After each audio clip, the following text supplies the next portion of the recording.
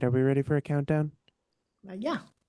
All right, counting down in four, three, two. Well, hello, everybody, and welcome to the Forbes Factor. My name is Forbes Riley. Are we ready for a countdown? Oh, wait. Oh, yeah. Boom. Haha. That means we're recording. So, everybody, welcome. This is one of my favorite hours of the week. I've been doing this for more than a decade, and I love who I get to meet, explore, who you get to understand and be inspired by. And today's guest is one of my favorite people. I've met him recently. I'm going to hide him for a second and just kind of take the spotlight here. If you're watching on I Just Love or any of my other platforms, thank you and appreciate you. Before I get into today's show, I do want to take a quick moment and say thank you, maybe to the Lord above or somebody who's been watching out for me. I don't know if you've been watching my Instagram or reading the news, but I had a bit of a near-death experience. For the holidays, for spring break, I took my son and daughter to Iceland along with my husband, and it was spectacular. You ever want a tour guide of Iceland? Oh my gosh. I said it's pretty much like Disneyland for adults. There is just so much to do.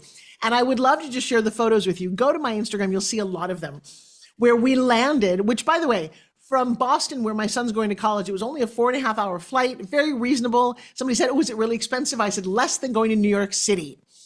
And we land, and the first thing we did was go to Blue Lagoon. Wait, when I tell you the end of this story, you're gonna go, what? Like there's volcanoes and ice caves and glaciers involved in this story. So just sit tight for a second. So we land and we go to this Blue Lagoon, which is built on top of a geothermal environment, which is pretty much a volcano waiting to erupt. It hasn't really erupted in 600 years until now. And we get a call from the hotel the night before that says, hey, so there's been a little volcanic action. And if the alarm goes off, you have 15 minutes to pack your bags, leave the hotel, pretty much run because there's lava coming down the road. To which I looked at my family and said, maybe we should book a little further away, which is probably a very, very good idea. And so we did. We land anyway. We go to this beautiful, I'm a spa girl, but a real mineral where they put, and you'll see us with stuff on our faces, all the silica and the clay, and it's just a magical place. Then we go to the main city called Reykjavik. And yet again, oh my gosh, another spa, geothermal, called the Sky Lagoon. This was like walking into your richest fantasies. It's the big black door with the wood that opens. And you walk in and everyone's in these robes and it's special keys and it's done up. Oh my gosh. You go, and by the way, the cool thing about these lagoons is you can go to the bar and you can have a drink. I don't drink, but I had a lot of green juice and watch the sunset in this infinity pool. I think that night I took the most beautiful picture I've ever taken. There I am with my husband feeling romantic. It was just, you do the cold plunge and then you do the sauna. I'm sorry, Disneyland for adults, right? Then the next day you go in this car, we rented a car and we did it on our own. It's not, like I said, it's not that challenging. And we did what's called the Golden Circle where you drive. And every hour or so you get out of the car and there's a waterfall worthy of like a panoramic photo. Then there's a geyser. Then it's just magical. What is a little strange though is you can drive for an hour or two and not see a single gas station or a single person. It's very strange when you get in the center of Iceland. And then we found the Geyser Hotel. Again, just a jewel. If you travel like I do and you go through America and you see all the Hiltons and the Motel 6s, and whatever, this is like finding a posh hotel in the middle of absolutely nowhere. There's only 2 restaurants in the entire, like for an hour and a half. It's crazy. We then went on a snowmobile ride out of a James Bond movie. I'm literally revving on my snowmobile, and I'm like, the sun is there glaring, and it's all white. It's just, I had a blast. Then they found a hole, and we crawled down into this ice cave. All is going great until we come back. And it was a sunny day, not windy. We're in a van of 16 people. And somehow the driver got distracted. It went from a little patch of ice to asphalt. Something fell off his visor. He lost control. The next thing I know, the bus, the little van that we're on, is airborne and comes crashing down on my side of the van. My face, my daughter's behind me, then my son and husband are next to us.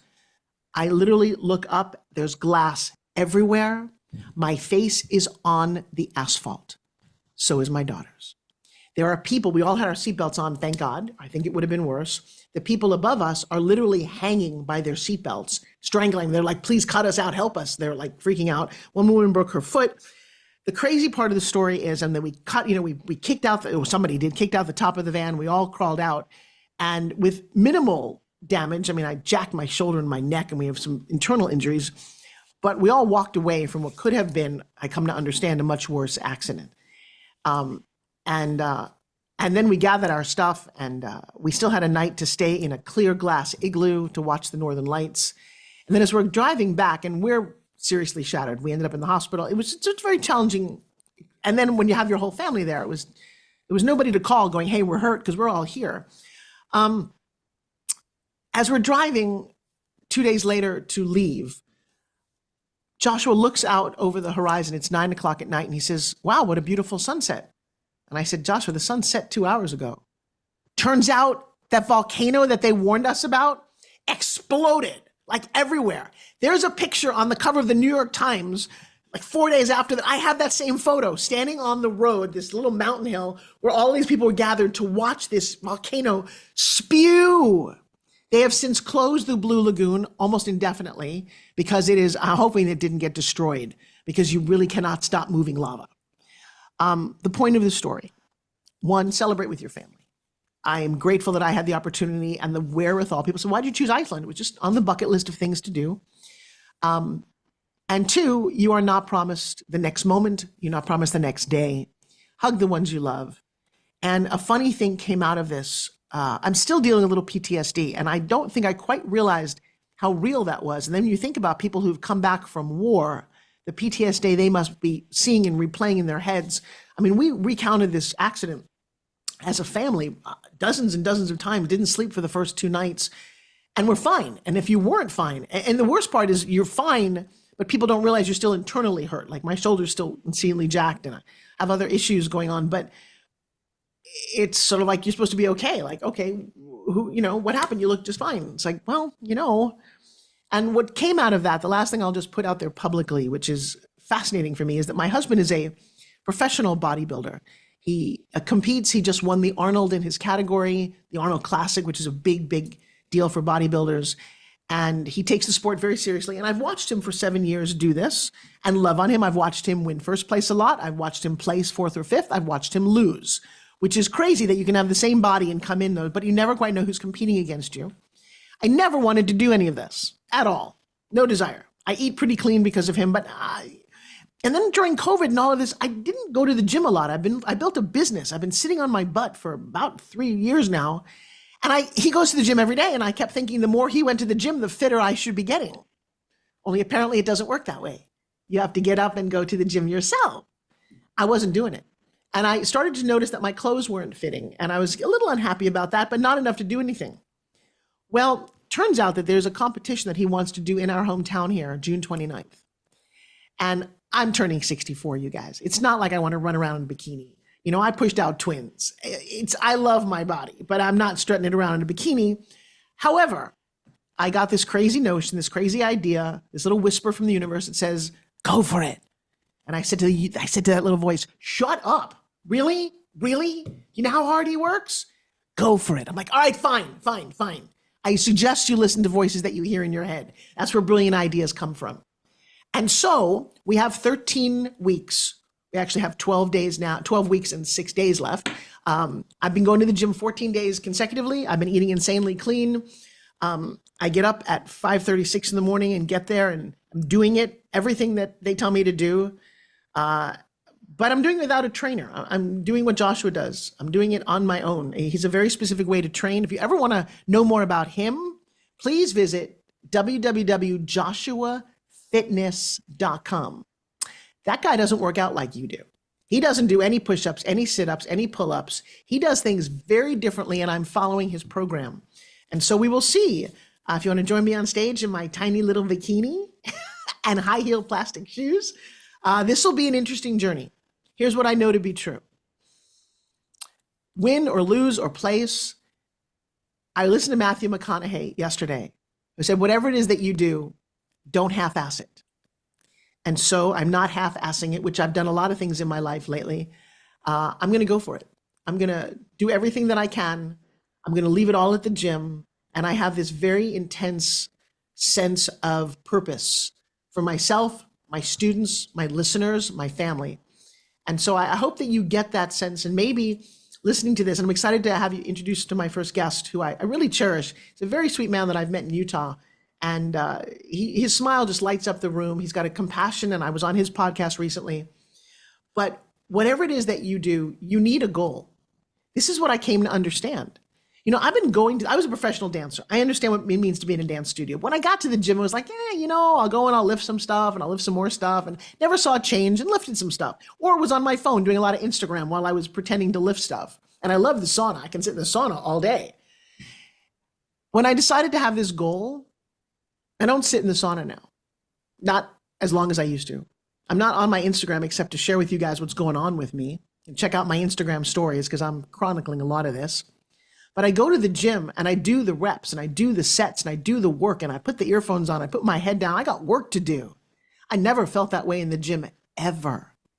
So maybe if you're thinking that you would like to get your body in a better shape, create a goal. A family reunion, a high school reunion, a wedding, whatever it is you want to go to, a competition, doesn't matter.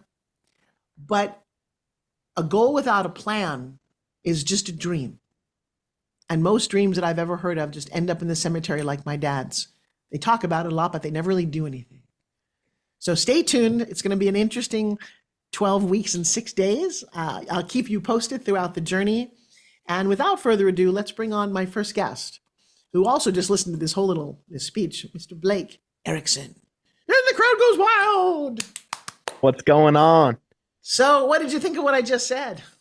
I'm so glad you and your family are okay. That's crazy. Thank you. I thought I was in a movie when you talked about the van going airborne. Um, So did and, we. and I'm devastated that I might never be able to go see the lagoon. Well, I know, I will tell you, what you will see, though, is a lot of lava around there. It's fascinating. And there's a lot of lagoons to see. I highly recommend Iceland. You and your family, as I see the iceberg, you guys, if you're not watching this on YouTube, can't see the iceberg above your shoulder. It's a very famous image where the piece of the iceberg is up top and all the things are below that you just never see, like all the hard work it takes to be successful. But yeah, I definitely, have you ever had a near-death experience? I've had, I've had nothing like that. I've been in multiple car accidents, but nothing that compares to your story. So I'm not even going to try. Well, it's not for me. It's just that if you live to tell the story, which I've done a couple of times, even car accidents can, it doesn't take a whole lot Sure. for not to not end well. A renewed sense of why you do what you do. Why do you do what you do? I think for the pursuit of freedom, for my family to have it all. I'm a believer that you can have it all. Um, and then just fulfillment. I just love the game. I love the game of business. I love the game of investing. I love the game of learning people. And I've always loved sports my entire life, and I just love competing and competing against myself, competing against other people. So it's just a thrill. It's a game that we're playing, and I think life's just a big fun game, and I love playing it. Well, I love that. All right. So you guys have never met Blake. How long have we now known each other? It's been 3 months. Yeah, it's kind of a new relationship, but he's out there in Utah, which is one of my all-time favorite places. By the way, did you hear that I'm speaking at Limitless on April 27th?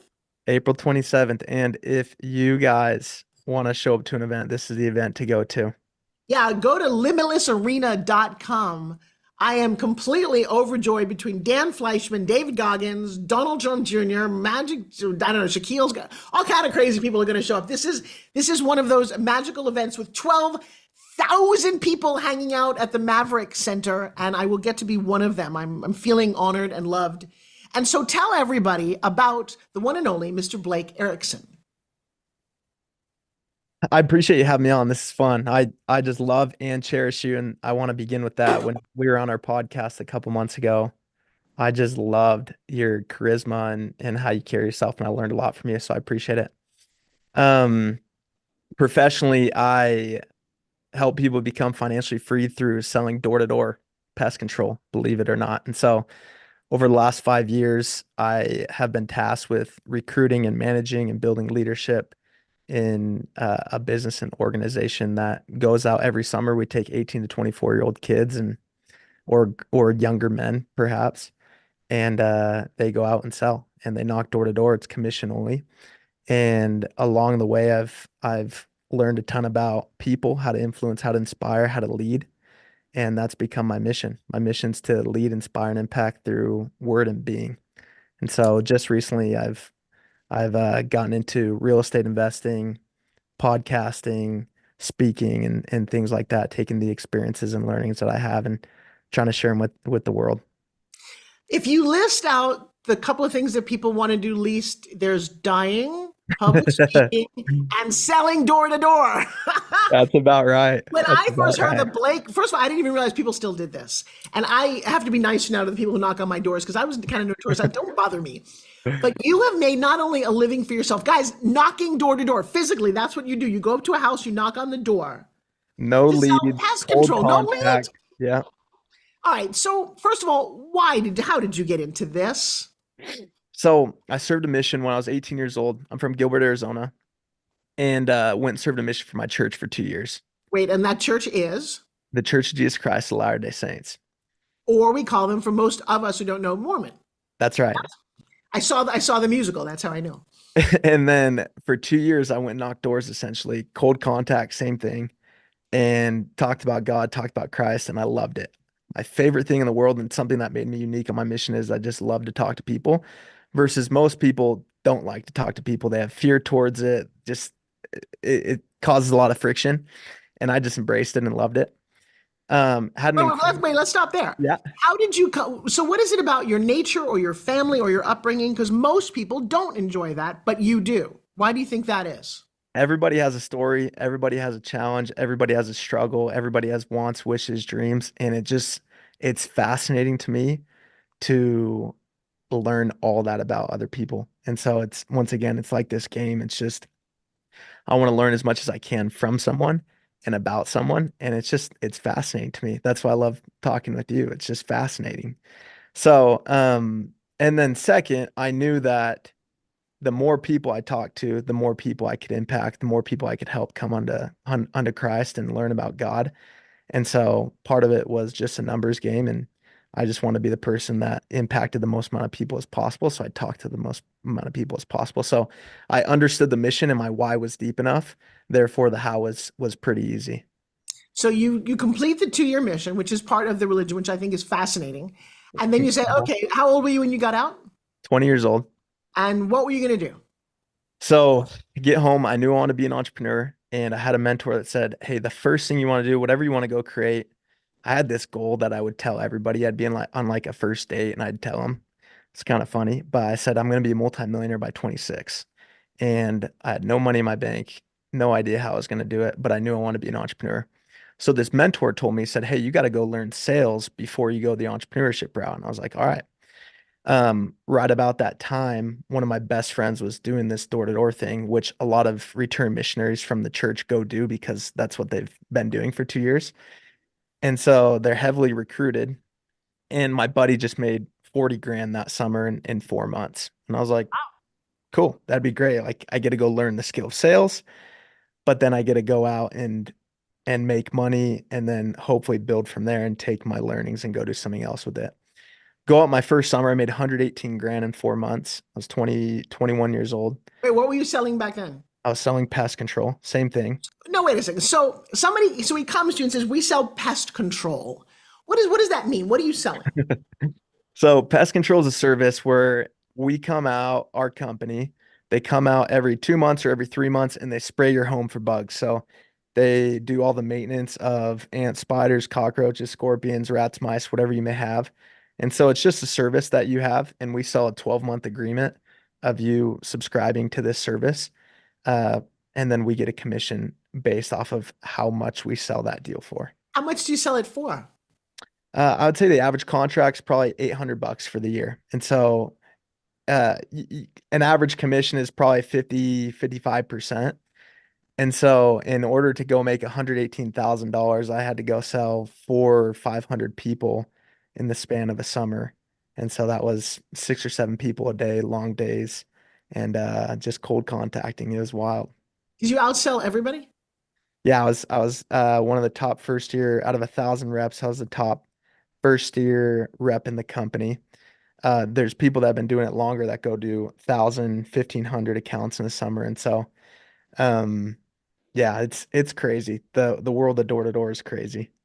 Well, let's talk about that because as an entrepreneur, whether you decide to do door to door or not, you're definitely going to meet people, get rejected, get accepted, and make sales. So I don't like to be rejected. I had enough of that in my acting career. You're knocking on a door. What's one of the worst stories you have about that? Oh man. Come on. Oh, let's see. Um, so I was in Arizona and it was one of my first weeks knocking. And I have this lady and she's listening to the whole pitch. I'm signing her up. And this is a common occurrence.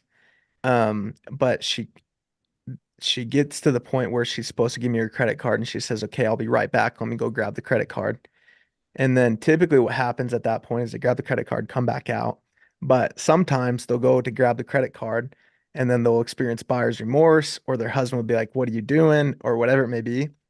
So you just spent 20 minutes with this person and they come back out and they're like, "Hey, we're not going to go through it." So those are probably the most devastating and like heart-wrenching moments At when least it's you like, didn't come back out with a shotgun. That's what I thought you were going to say. Going, get out of my house. She just didn't come back at all in this specific instance. So there I was waiting for like another 10, 15 minutes, knocking, ringing on the door, never comes back out. And I left defeated. It was in my early stages. So, Well, wait. Let's those are not the move most on yet. heart-wrenching. You left defeated. How did you handle that? How did you want to go knock on another door after that? I just had the mentality of just like, my goal in sales is to get one deal. And the moment I get one deal is to go get one more deal. The moment I get that next deal is to go get one more deal. And so I just knew in order to show up at the next store to get my one deal, I have to show up in the best state possible. And if I let past rejection or past things that happen to me drag into the next store, there's no shot I'm going to go get that next deal. So I think my why was great enough and knowing the long-term play of I need to go do a ton of volume. That way I can't let the emotions get involved into it. I knew I just had to be disciplined in my mentality. Where did this come from? This is so not typical. What does your dad do for a living? My dad's a stud. He's a dentist My entrepreneur. dad's a stud. Who said my dad? I love that. He's a good guy. So he owns dental practices. He's a dentist and owns dental practices in Texas. And then does like a lot of like land investments and things like that. So he raised us well. Hard work. We always played 3 or 4 sports at once. Um, Punished us quite a bit. Pretty rigid, pretty disciplined lifestyle. So I think my grown up helped channel that for sure. Are all the kids in your family like you, or are you different? I'd actually say I'm kind of the most unique one in the family. I think I'm the most like I'm willing to take the most risks, willing to dream the biggest, play the biggest, fail the biggest. Are And you first, second, last? Where are you? so get this. So you guys know how it is with Mormons. So there's 7 kids in the family.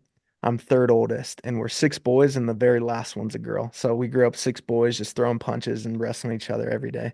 And then this girl comes along. How does she fit in? She she actually fits in really well. You would think she's super spoiled, but she's just like she's not a tomboy, like she's a girl's girl, but she's just super level-headed, super tough, really good mentality, really good attitude. So she fits in perfectly. She's just one of the guys. And your mom in all this? She's the most selfless person I've ever met. I mean, 7 kids. It's funny because my parents had enough to hire a nanny or get a cleaner or all that stuff, and they didn't. I don't know why. So my mom just did everything, just slaved away for 20, 25 years, just making sure that we grew up to be the best versions of ourselves. And looking at my brothers and sister, I think she did an incredible job. And that was a massive sacrifice for her. She really didn't have a life for that period of time. Well, she don't kid yourself. She had a life. Maybe not how you Sure, describe it, but sure. it's what she wanted. And I will tell you that my kids are empty nesters at the moment. They're 21 years old, both of my twins, and I loved it.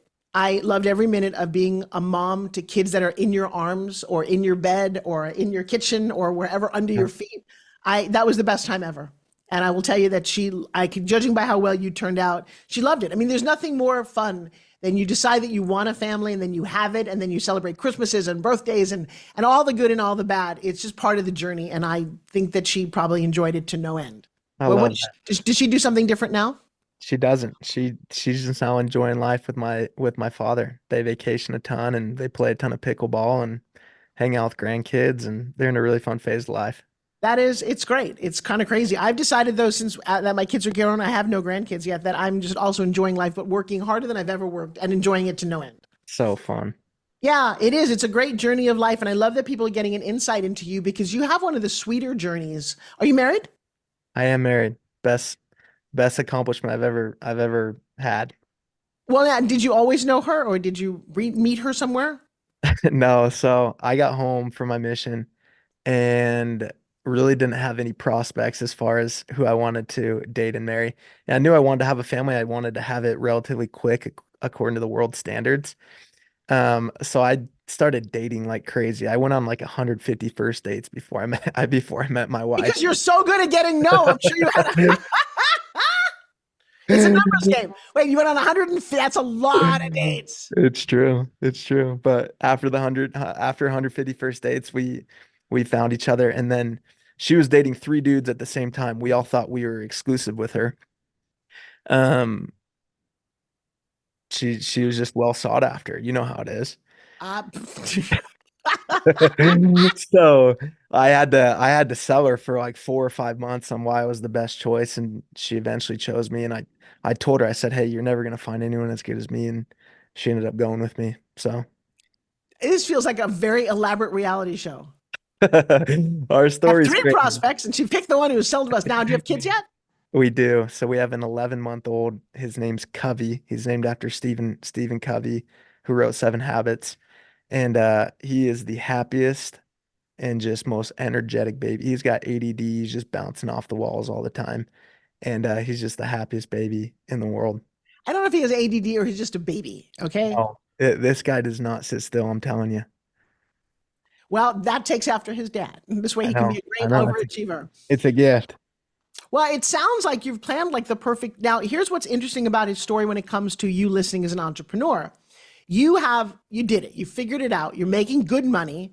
And now you decided that you want to invite other people to experience this as well. Tell me about that idea. I don't know if those listening, if you've ever had an experience that was so beneficial for you that you just wanted everybody to participate or partake. Like if I had this steak that was so good, it's like I want everyone to try this steak that loves steak. So after my first year of selling, money aside, so beneficial. The growth that I had going out door to door by just the sweat of my brow, commission based only job, the learning that I experienced, the skill development of learning sales, which every single person needs to learn sales and needs to learn how to communicate.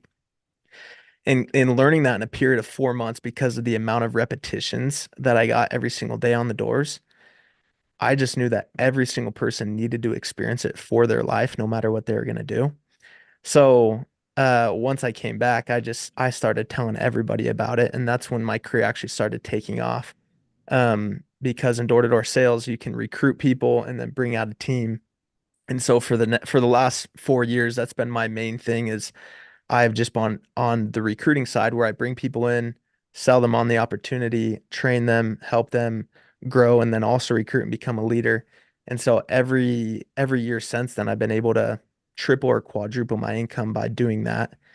And it's just fulfilling. Once again, money aside, it's so fulfilling to see people succeed or self-actualize or do things that they never thought they could do or believe they could do. And that just fires me up. And I'm a believer that whatever fires you up, whatever gets you excited, lean into that and spend the rest of your life doing it. How old are you? 25.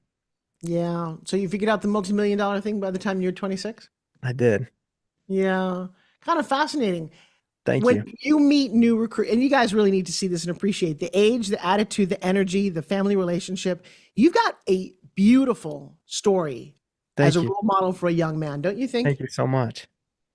I'm really proud of you. That's, I guess, to say that because I'm kind of I'm probably older than your mom, but I feel proud of you. I feel because We need more role models. We need more young heroes who are living their life, who are raising beautiful baby coveys and just, experiencing life to the fullest. And I believe that you are. And I love that you're helping others. Who's right to be enrolled by you? I think you're best positioned to serve the person you once were, right? And I think some people are not in a good position to be enrolled by me. And I think the person that is the person that's ambitious, that wants to think big, that wants to play big, that's willing to take a little bit of risk, that's willing to bet on themselves, that's willing to maybe not go with the typical path. I'm a college dropout. Um, commission-based only job. I've never had a resume or anything like that. And so I think that's the people I'm best positioned to serve and enroll. If the, which you would never do, but if the bug business disappeared, what else would you be doing? Oh, I'd be just fine. I think I'd transition into coaching, sales and leadership coaching. And I just love real estate. So real estate's such a fun game of negotiations, but also this game of like multiplying your wealth, which is so intriguing to me.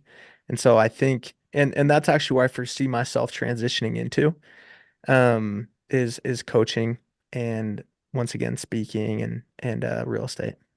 So when somebody new comes to you, they're green, but they're ambitious, they want to do this. What's the biggest obstacle you see? Hmm. I think with my generation, um, 18 to 24-year-olds, they struggle with this thing that I call victimhood.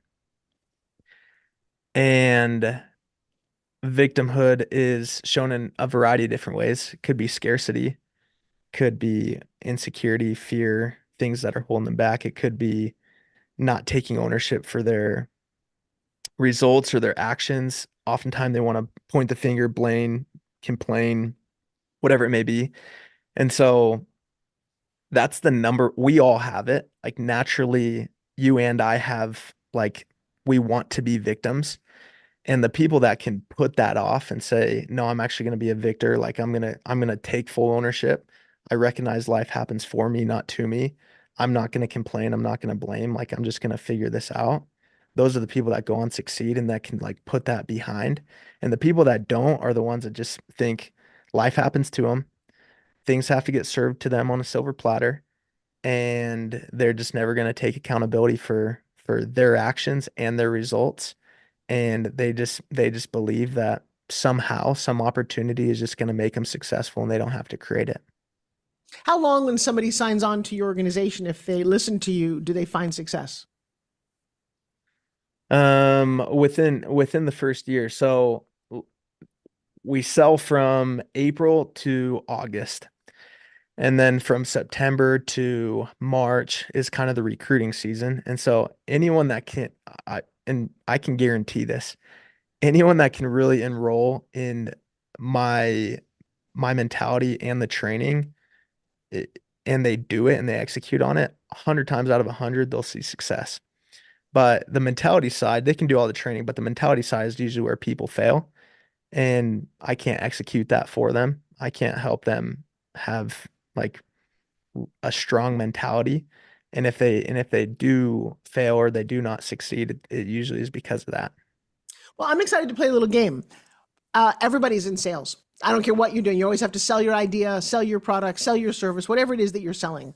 I imagine you're really good at overcoming objections. So I want to just kind of understand some keys to your training. What you tell young men or women who come to your organization. Obviously, knock on the door. People don't want to hear it. They don't. Whatever the top 5 things are. How do you train that? Yeah, great question. So in this specific sale of pest control, it's a little bit different because there's not a lot of time to build a relationship or rapport. Like most sales are within 10 to 15 minutes and you leave the door with their credit card information. And so due to that, it's a little bit more transactional. And so our step that we teach of overcoming objections is 4 steps. It's acknowledge, resolve, give additional information or an add-on, and then close. So for example, if you told me, "Hey, I'm just not seeing a lot of bugs right now." I'd be like, "Yeah, I totally get that. It's it's April. It's still cold, but you and I both know by June or July, it's going to heat up and those bugs are going to start coming, right? So let me do this favor. I definitely do not want you to wait until the bugs come. I want to play offense, not defense. If you're willing to go ahead and just give me a shot today, I'll take an extra $50 off the first one, give you guys a smoking deal. And my truck's already out here, so it's a win-win for both of us. Can we squeeze you guys in tomorrow? Does the morning or afternoon work best for you?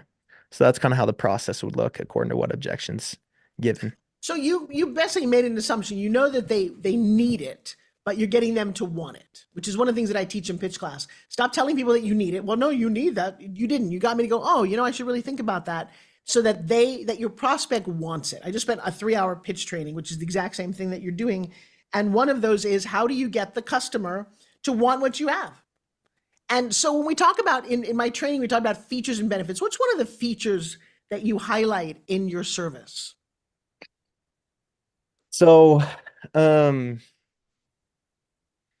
there's three features essentially that go along with pest control. So we'll do this is funny that we're talking about pest control. I love it.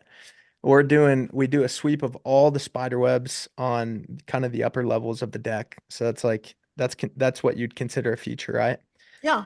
And then we'd spray the base of the home. So like anywhere where the bugs can get in through the foundation, we'll spray, kind of seal off. And then we'll go out in the yard and we'll do a full yard inspection, inspect what bugs you're getting, where you're getting them, and then treat in those specific places according to the specific bug that you have will be dependent upon what products we use. So those are the three main features that we have. Interesting. So let's go back to the objection. So the first objection overcoming was Acknowledge. acknowledge. So you acknowledge that that what? Acknowledge that. Acknowledge, like validate them, like that's fair that you're saying that essentially. Not agreeing with them, but it's like, yeah, I can totally see where you're coming from. I hear you. Okay. Second one is, because this goes to every business. We're specifically talking about bugs, but I'm thinking about my spin gym. Or it doesn't matter, all the things that I've sold over the years, what that first objection is. So yeah, I can see where you're coming from, and that's just getting people to see a different perspective. Second one is, And then I resolve, and that okay. obviously that resolve is dependent upon what their objection is. And so the resolve needs to tie into it has to get them from, hey, this is the reason I'm saying no. And your resolve ideally should move them towards that makes sense. I'm a yes now. Excellent. The third one, It's an additional add-on or additional information. that's So where you took off $50. yeah, $50, or I'll throw in this service for free, or it could just be, hey, we have a warranty that we have for you. So anytime that you see a bug, will come out for free anytime in between. And then once we then go through those three steps, we just go back into a close. So oftentimes we could go 6 or 7 objections deep, and we just keep hitting this cycle and hitting this cycle, and then we close 7, 8 different times. And that's when the best salesmen make the most amount of deals. They have the ability to go deep with the customer. They have enough ammo. They have enough ability to Well, resolve I'm going to go objection. back to number 3 for all my listeners, because one of the things that's really important in your product or service, especially if you're creating your own, and so many coaches do, is to have that ammo, is to be able to take a little bit off or to add a value. I love adding value rather than going down in Yeah, price. Going, agreed. I'll give this in addition to. So the price is not the objection; it's the quality of the service. Talk to me about what is a trial close for you? What do you think that word means? I assume the trial is in your business. It's like try me out, Mm-hmm. and like I'll prove my worth to you, essentially. Or even a trial close, and I think you do it and don't realize it, is this would be a great idea, right? Or I'm here, and getting them to say yes and yes and yes. Going, that's a kind of a trial close before you get to the hammer. Now, this is where most pitchers and salespeople completely fall flat. They don't ask for the close. How do you teach that? Yeah. Yeah. That's most inexperienced sales reps, that's their biggest issue. And actually a lot of time it's rooted in fear. It's actually not a lot of the time the skill or the technique. And so it's going back to the root. Why are you scared to ask for the close? And oftentimes you'll find it's actually uncertainty that they have. And usually it's either uncertainty in themselves, uncertainty in the company, uncertainty in the training, or uncertainty in the product. And so usually if they're uncertain about one of those four things, they'll have fear towards closing. If you can get them to get certain in all four of those things, the fear of closing goes away and it can become more automatic. Secondly, if people don't know what they want or why they're doing it, they're also going to have fear towards closing. Like I know that if I'm going to go out there and sell, I'm not going to waste my or my family's time. And I know every deal I make is closer to my financial freedom or buying that jet or buying that real estate property, whatever it may be. So my dreams are so strong that the how becomes easy. And so when the why is strong enough, you always find the how. So those are the two things I actually find is the reason why people have fear towards closing. Okay, I'm going to write that down. When the why becomes strong enough, You'll always find the how. you should be writing this down. You'll always find the how. Because so many people ask me, well, how do you do it? I don't know how. Who cares? I just think that is a very powerful thing and a mantra. Do you have a routine that you follow every day? I do. So I wish I had one here. I have a journal that I created. It's called the Morning Playbook. It it takes me 15 minutes. So I'll do scripture study, prayer, and then I'll do this journal. The journal has a section for gratitude, has a section to understand what are my biggest tasks to do today. And then I do this exercise called top 10. What top 10 is I generate my top 10 opportunities that get me the most excited or fired up within a 12 months time span. So for example, one of my top 10 that I write every day is to do a TED Talk in 2024. Another one is to buy a light private jet. These are things that just get me so freaking excited. And I have to regenerate them every day. I can't look back at the day before. I have to rethink them. I have to recreate them and I write them down. Um, and that activity does so much for me. And then typically from there, I'll just kind of review my day, confirm my appointments, and then go and get after it. So I used to have like this super long, drawn out morning routine. Over the years, I've just kept it more concise and more simple and more powerful. The last thing I thought of actually is, I'm sure you have something like this as well. I have this, I call it a document where I read my I am statements. And so Mm-hmm. I have 25 I am statements of who my future self is and then I try to step into that and be that person today. Yes, because you never want to meet the you that you could have been if you didn't do all these things. I love that.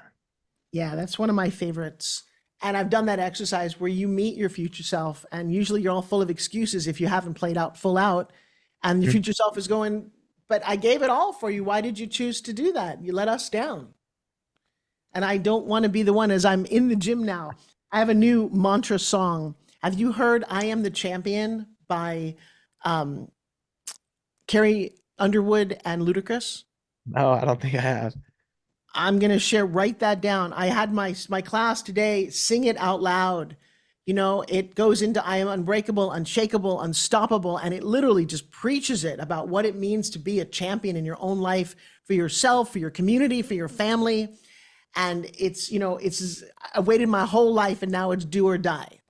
And that's how I'm feeling right now after what happened, being in the gym. And in order to push yourself, I've never wanted to do this physically, certainly not at this stage in my life where I wanted to work physically that hard. I love working that hard on the computer or in my company or with my students, but I'd kind of forgotten it takes an enormous amount of energy to eat like a champion. I was listening to somebody today who were talking about, starches and bread and cake and cookies. Let me tell you something.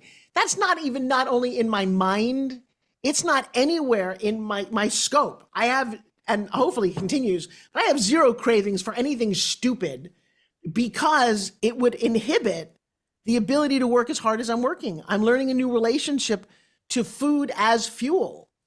And I lived with, I worked with Jack LaLanne for decades. And he was obviously one of the fittest guys on the planet. and juicing and all of that. And I think I was lying to myself. I was lying to myself with Joshua as he went off to the gym and came back and we're all sweaty, whatever he was doing. I was like, we worked out today. No, we didn't do anything. We didn't work out today. He did. And I now go to the gym with him. Nobody works harder or more specifically or more intently or more focused. I'm like, whoa, my music changed. My attitude changed. And I'm looking at everybody. I was looking at two women. I went to the doctor for my shoulder yesterday and I'm looking at these two women and they're kind of my age. There's no muscle tone whatsoever there. And they were talking about something. I'm like, if they were thinking about working out, it was like, oh, I'm just going to do a little spin gym or I'm going to do a little. No, you don't just do that.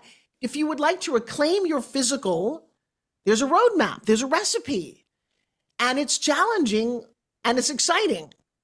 I've just never looked at life this way before. It's like, wow, this is interesting. And then the idea of getting on stage in a bikini or getting out when you're wearing a bikini at the moment is like, ooh, that's challenging. And I love that you have this same conviction. And that's really what it is. I used to talk about Jack in that somebody said to me, doesn't he ever want to eat cake? I said, his answer to that was, don't you ever want to eat dirt? It was a religious thing for him. His belief was so strong. That man never had sugar from the age of 15 to 96. Not ever, not even. Wow. And I looked at it, but I didn't really get it until recently. If you knew that sugar causes cancer, if you knew that sugar slows you down, if you knew that sugar gave you love handles and puffy cheeks and low energy, would you choose it? Oh, but it looks so good in the form of a chocolate cake. No, I used to have a little exercise I did, Blake, where I said that chocolate cake, when you look at it, think about, what comes out of your dog's butt when he has kind of diarrhea and it kind of stinky and smelly and it kind of looks like chocolate pudding, but maybe it's got some corn or something in it. It's stinky. Let me tell you something. If I do that to you as a meditation, you can't walk past a piece of chocolate going, oh God, I do not want that. And like you said earlier, it's not the technique that fails young entrepreneurs, it's the mindset. Amen. And I get an amen. And it really is, it's fascinating to me. How do you guys eat at home? We try. I'm on this big automation phase right now, so I'm trying to buy back as much time as possible. So one thing that we've done is we do meal preps. My wife, her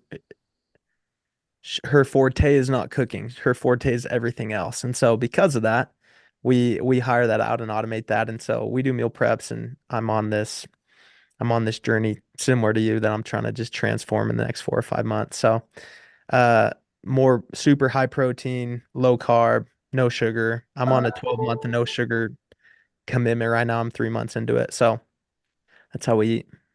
And so how do you feel about that? Do you feel like you're deprived? Do you feel like you're on a path? I've done it multiple times before. I did 18 months one time and after 2 weeks of no sugar, it's so easy and you'll never feel sick again. Like, when you go out and eat and you like, oh, you feel disgusting after, you Right. just never feel that if you don't put sugar in your body. And that's worth it. So wait, you said I was on 18 months. What was the food? What was the downfall food? So I committed to 18 months. So after 18 months, I was like, all right, I'll try it. I'm a huge ice cream fan. So I had just a massive chocolate shake from this diner up in Utah and it was amazing. That's It too was funny. good. So come here. I'm going to, for all of you watching on YouTube, Joshua just walked in. I'm going to give you a little ounce of motivation. Come here. I want you to say hi to Blake real quick. And because we're just talking about eating clean and being fit. Have a seat just real quick. I haven't done this to you in a while. Have you met Joshua, Blake? Josh, what up, bro? Dude, we Blake. didn't meet. You were working out with Logan, I think, when you came over to Utah in our company office. Oh yeah. I remember. I showed him some tips. That's right. I didn't get to meet you, but good to meet you, my friend. Same And here. so Blake is on a meal prep, no sugar program. Talk to me and my whole audience, because we're just about ready to wrap up, but we got into a whole thing. He's the one who makes money doing door-to-door sales, selling pest control. Oh, okay. That's something you would never do, right? My friend used to go door to door. Yeah? So Alan did. Oh, really? Yeah, He was pretty good at it. yeah. So we're talking about eating healthy and a commitment to your diet. How do you eat and why? Well, your number one thing that you should focus on is your health and what you put in your body. That should be your number one thing. And if if you don't, then you're just going to grow old faster and grow sick and get cancer or disease, and it's more prone to what you eat. So, um, so yeah, you should cut all your sugar out. Only time you should eat sugar is probably after your workout. Hmm. And on your birthday. Oh, on your birthday, of course. Which I haven't had cake for a long time. I've always been prepping for a competition around my birthday, so no cake for me for such a long time. Well, mine's the end of this month, so no cake for me either. What do you think about? What do you think about the idea of me entering a competition? Oh, I think it's great. I think it's an experience that that you should have. I mean, if you're, it's an experience. I should just say that. And so, I mean, it's so hard, and you got to be so dedicated, and it takes all your effort to do it, and it takes courage too, especially for somebody your age. And You had to throw that in there, didn't you, buddy? hey, never done it before, never even thought about doing it. No, I So, didn't. so yeah, I gotta give you some props. Thank you very much. I love you. I got a couple minutes left with Blake. All right. Joshua, good to meet you, bro. Thank you so much for popping in. For you guys, I would head over to YouTube if you've never seen Joshua. He's a bit of a physical specimen. He just won the Arnold. He has been working out for 10 years, but the crazy thing about him is that 4 years ago, he was in a horrific motorcycle accident, sat in a wheelchair for 6 months, lost every ounce of muscle. And within 8 months, when he had me take a picture of him, if you go to joshuaself.esi on Instagram, you'll see that before photo. And he said, take a photo because I'm committed. I want to win the Arnold again. And he built his whole body back in 8 months. Wow. And it's a very intense system that he uses, and it's very specific. It's what I'm doing. Blake, I'd love to get it to you as well. Yeah, please Because do. in the gym, he doesn't do anything silly. He doesn't do any dips and push-ups or pull-downs or nothing that doesn't work your specific muscle the way it was intended. And I'm inspired by him. And I never really thought about, like you said, this was not even in my zone of thinking, but I do believe that we can be a role model for others. The reason I had you on today is I think that you are a role model for your generation. Isn't that crazy? I really do. The attitude, the energy, and I think you know that and you feel it. As we're getting to wrap up today, and what a great conversation, what do you want to say to young people, the 18 to 24-year-olds right now? Your ideas and your thoughts are the only thing that makes you different from someone that's mediocre, someone that's below average, or someone that's phenomenal. So I always say the billionaire just chose to think a little bit differently than the millionaire. And someone once told me that, and that's all I needed to get started. I just needed to have permission to think big and receive permission to believe that I could have a life of the 1% and have the things that I want to have and have the freedom that I want to have and have the family and the support and the relationships I want to have. So be intentional about the things you think and the things that you create and the ideas you have. But also be intentional about generating the correct ones to go out and live an incredible life, because everybody deserves to have it. I have a new t-shirt. The billionaire just thinks a little different from the millionaire. I do love Let's sell that. it. Let's That's sell it. awesome. I know, right? We have a whole new clothing line, the Blake and Forbes inspirational clothing line. You guys, it's wonderful. Blake, how can people find you? Follow me on Instagram. Best way to find me at the Blake Erikson, BlakeErikson. Because it's only one. happy to It's help. only one. That's right. The best way to find me. So, Forbes, you're amazing. So much love for you and appreciate you so much and what you're doing. I receive that and I appreciate it. To everybody listening, you're listening to the Forbes Factor. Please, when you find us, share it with your friends. Pop a like if you're here on iTunes or one of those that allow you to do that.